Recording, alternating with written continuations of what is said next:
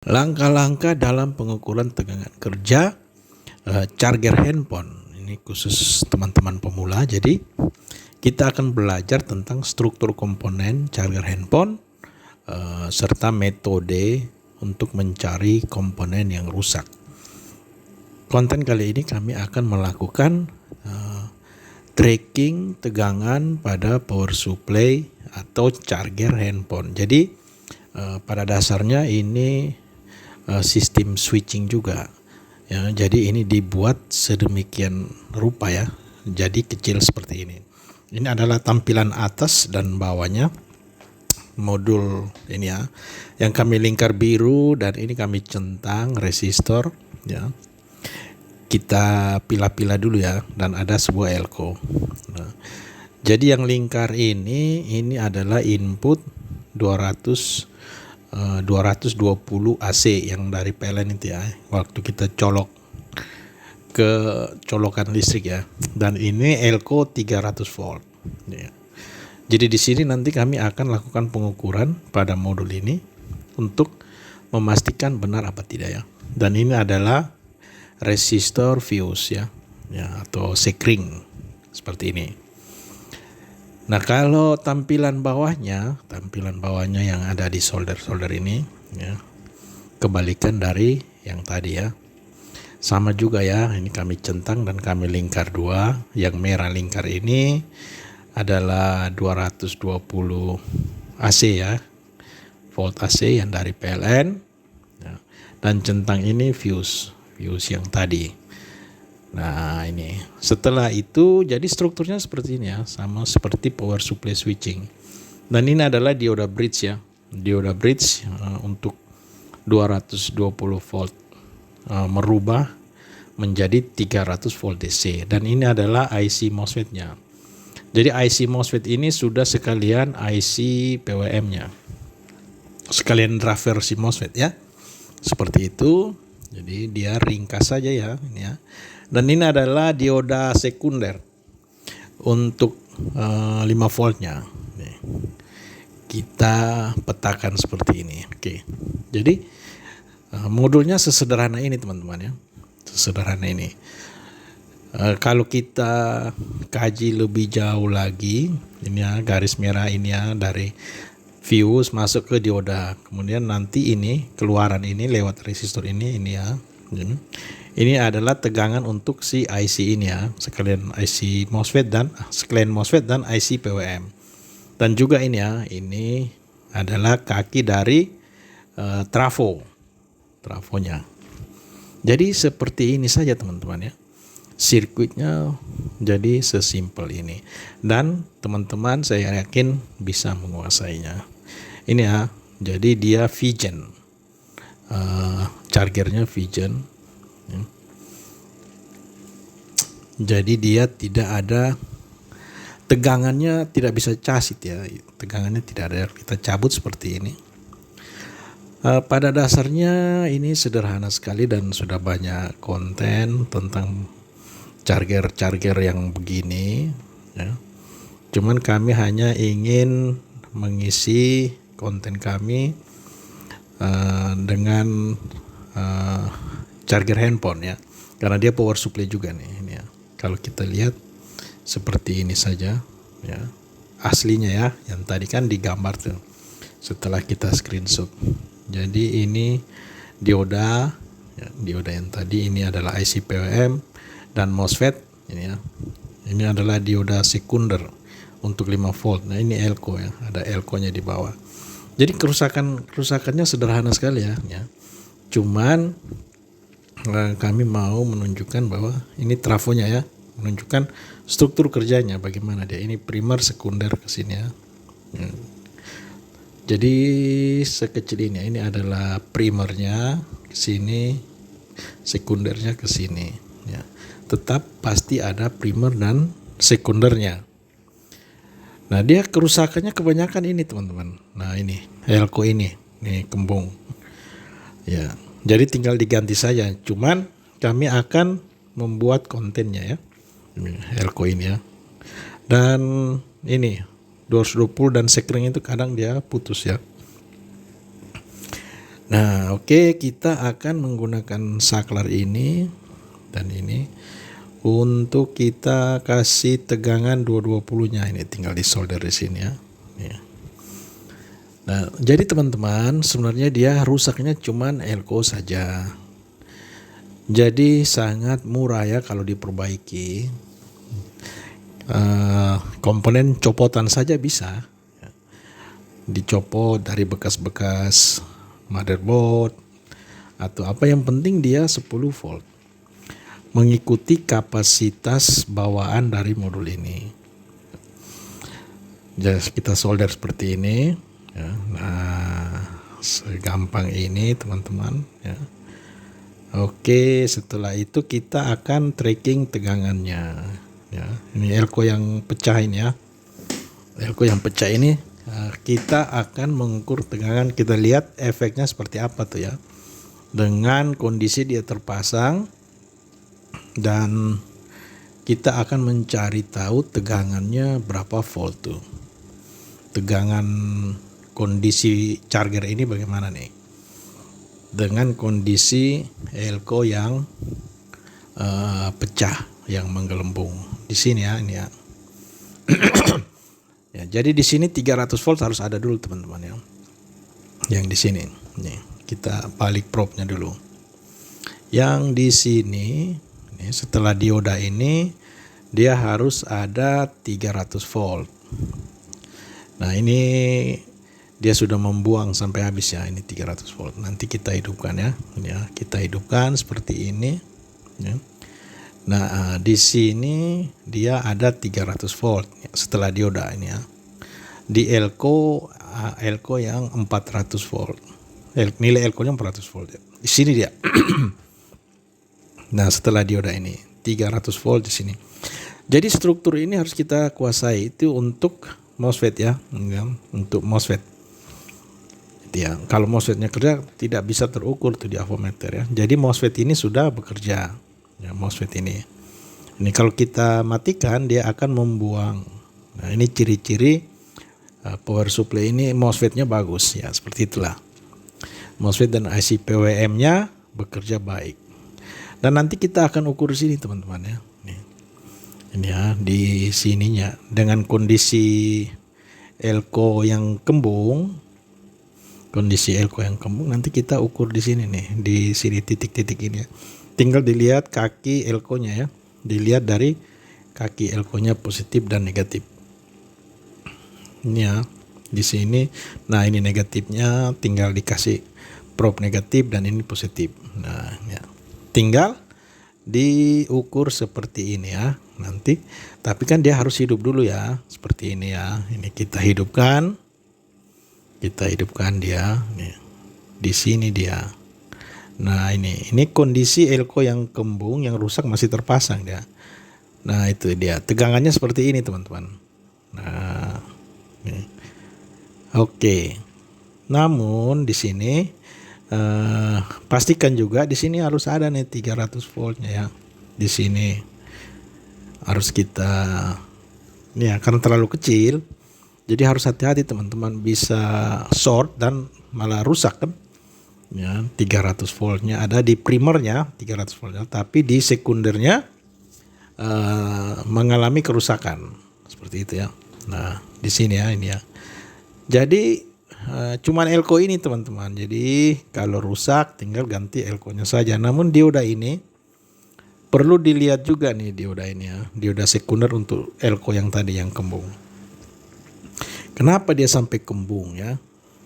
Pertanyaannya berarti dia melebihi kapasitas. Sekundernya pasti melebihi dari kapasitas elko itu 10 volt. Nah, ini kita coba pasang yang 400 volt 3,3 mikro. 400 volt 3,3 mikro ya. Ini kita copot dulu. Kenapa dia kembung? Itu pasti kapasitasnya kecil ini ya. Kapasitas elko ini tidak bisa menampung tegangan yang keluar dari chargernya. Mungkin dia sampai 15 volt sehingga elko-nya kembung ini ya. Ini dia kembung. Kita akan mencoba menggantinya dengan kapasitas yang lebih besar, misalnya 400 volt ya. Ini 400 volt kita pasang ya. Nah ini kita pasang ya 400 volt. Kira-kira tegangannya muncul tidak 5 voltnya ya. Ya. Kita solder lagi teman-teman.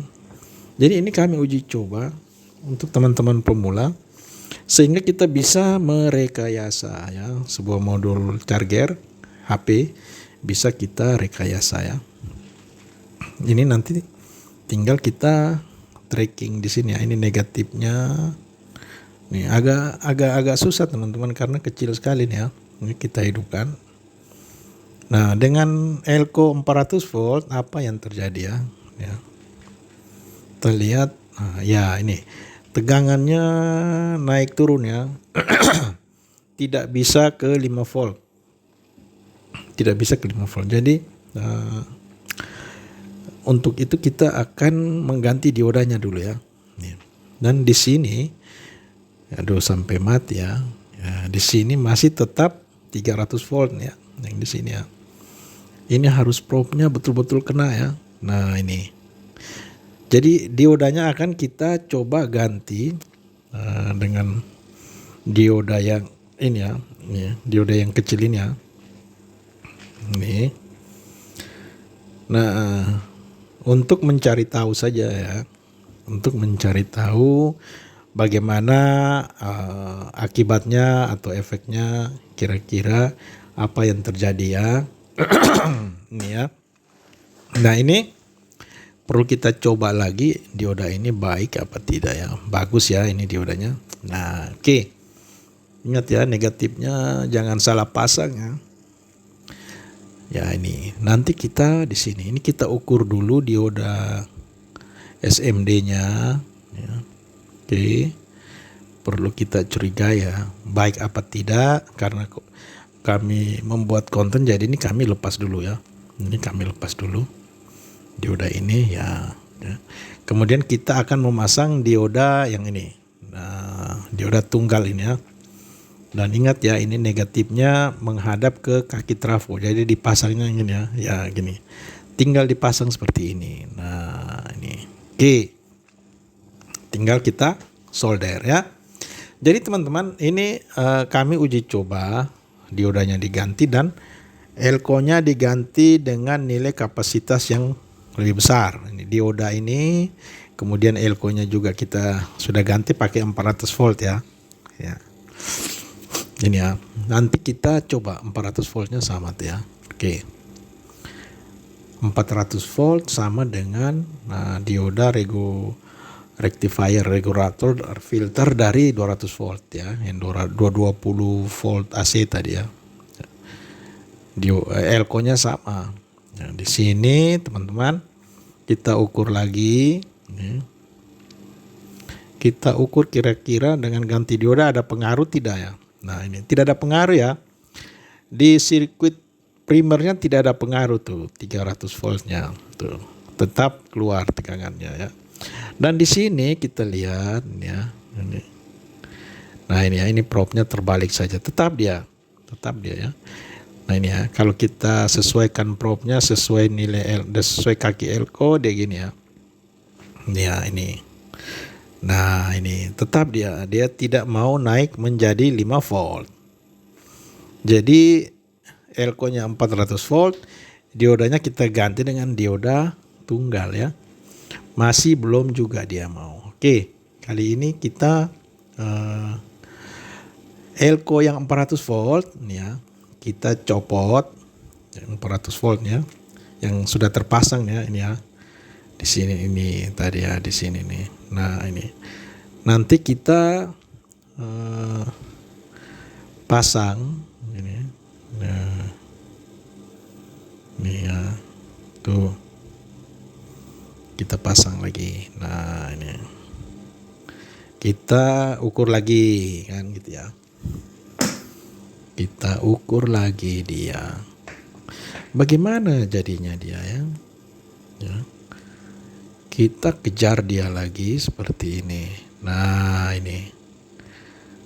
Nah itu ya. Masih juga sama. Oke.